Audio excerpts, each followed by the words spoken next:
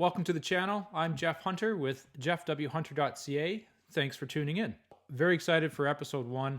I hope you'll enjoy it. A little bit about me. I'm an HVAC manufacturer's rep. I've been that for about 15 years, serving various HVAC manufacturers, mostly in the residential market, but I'm now completely focused on commercial and the multi-residential market. I'm passionate about HVAC systems. There's no doubt about it. It's my bread and butter.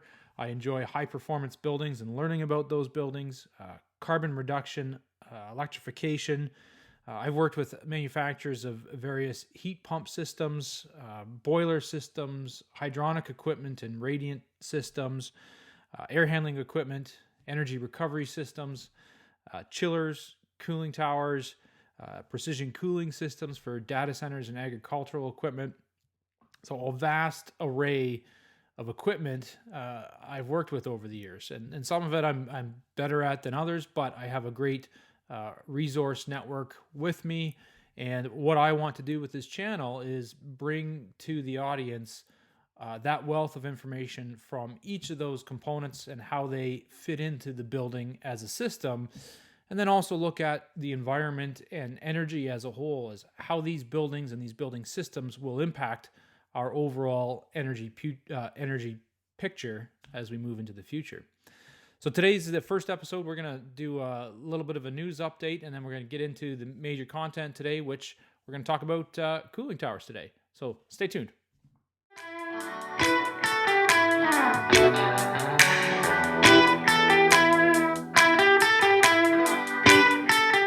On April 1st, the Canada Green Building Council and Royal Architectural Institute of Canada released a letter to the National Research Council of Canada, Codes Canada, and they write the National Energy Code for Buildings and the National Building Code.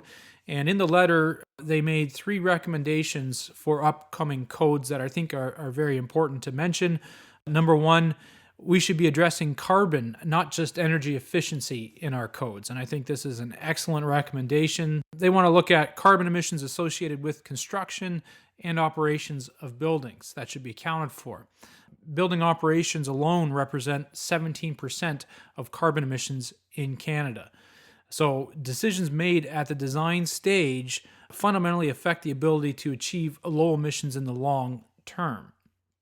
Number 2, the second recommendation, got to add operational greenhouse gas intensity metrics into the codes. The National Model Energy Code for Buildings and the National Building Code should include the addition of operational greenhouse gas intensity metrics. This will encourage new buildings to connect to low carbon heating sources. And number 3, we got to develop embodied carbon metrics, accounting for GHG emissions associated with the production, use, and end of life of construction materials is an integral component of reducing overall emissions.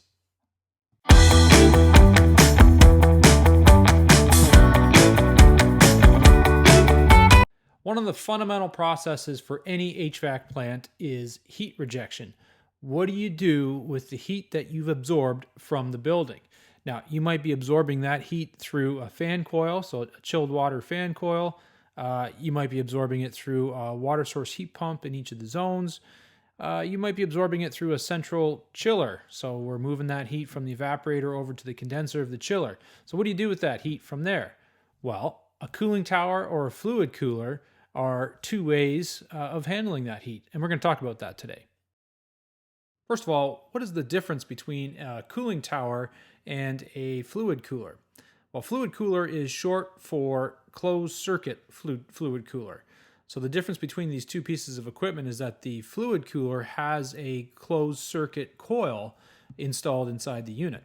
So the building loop fluid is forced through that coil, never being exposed to the atmosphere, as opposed to the open style cooling tower, where the building loop fluid is actually open to atmosphere as it is sprayed across the fill inside the tower.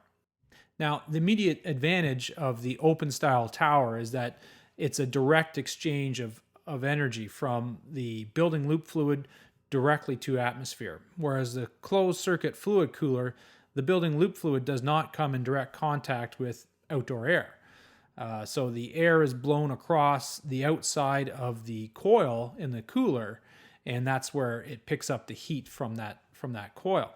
So you're going to have a better thermal efficiency from an open style tower, and that'll be evident in the fact that open cooling towers may have a smaller footprint than a similar style closed circuit fluid cooler. You might also see lower horsepower in open style cooling towers. Smallest footprint, lowest horsepower fan, least water usage. If you're a cooling tower manufacturer, those are the 3 requirements that you compete on. If you can win those 3, you've won the day. Now, a manufacturer like Avapco has specifically designed their fluid cooler coils to optimize heat transfer. They call it the ellipti-fin coil. And the way it's designed optimizes how energy moves from the fluid inside the coil to the ambient air outside the coil. This allows for the lowest fan horsepower, lowest pressure drop. As we push air across that coil, we're going to see a pressure drop on that fan, which increases the energy usage. Because of this elliptical fin design, we're reducing the pressure drop, so reducing horsepower requirements.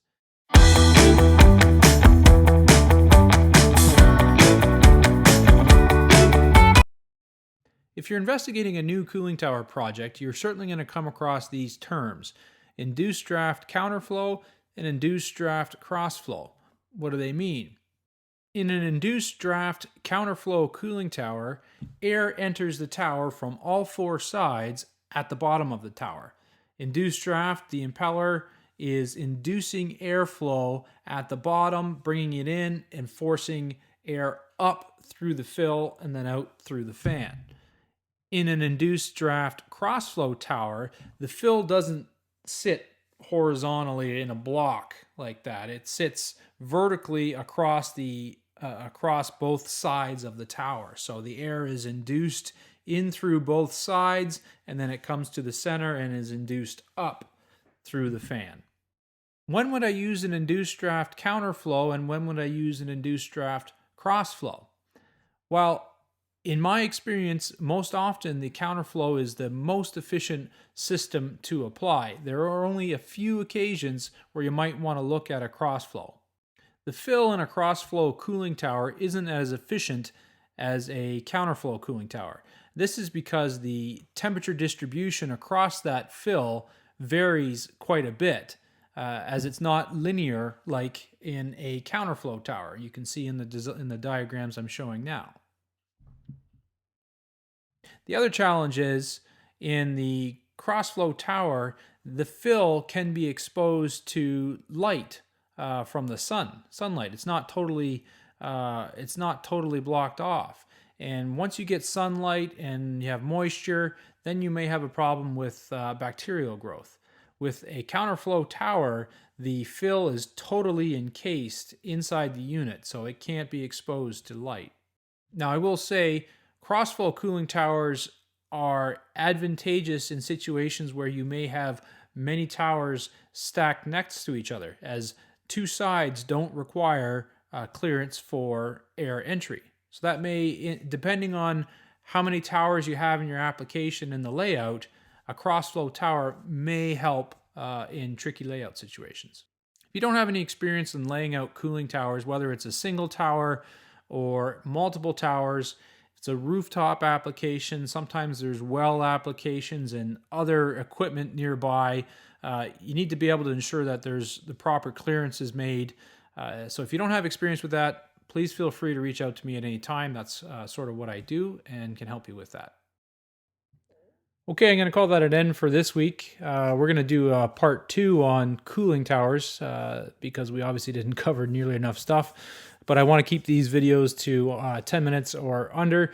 So this week we covered off closed circuit versus open circuit, counterflow versus crossflow. Next week we're going to touch on selections, accessories, and forced draft towers as well. So thanks for joining, and if you like what you saw, subscribe down below. Check out the website, jeffwhunter.ca, and we'll see you next week. Take care.